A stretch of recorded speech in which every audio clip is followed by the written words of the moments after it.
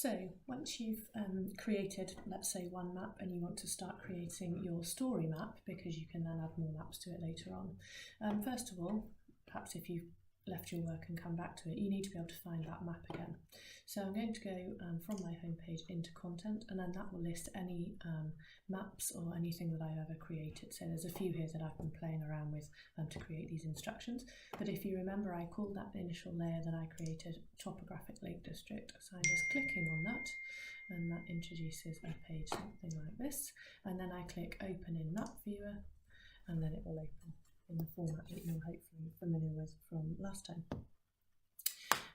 So I'd like to use this as one of the maps in my story map, so I'm going to start creating my story map by clicking up here on Share. I'm going to make it public for reasons that you don't need to know, but there's a good reason for it. And then I'm going to create a web app. I want to build a story map. And then here you can select any one of these different types of story map, but for the moment I think I'd probably go story map journal. That will be the best for the sorts of things that we want to do. And then I'm going to say create web app. So you need to decide on a title for it. So I'm going to call mine RRT Lake District Story Map. Example. It's already got a tag. I don't need to do a summary. And I think here it'll automatically be saved in a folder, so that's fine. And then I click done, and as if by magic it's going to create or start to create my story map.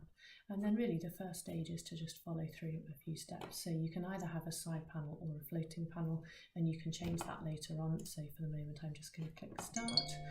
I've already got a name for my story map, so that's great. I can say yep, that's fine.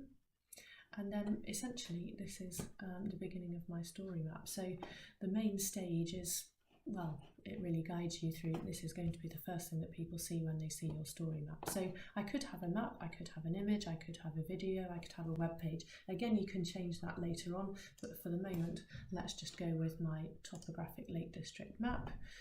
I'm happy with the location to which I zoomed already, but again, you can change that later on. I'm just going to leave those all as they are for now. Click next.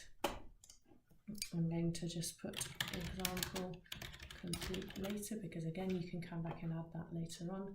Click add, and there you go. There's that map layer created on my main page with that wording on the left there.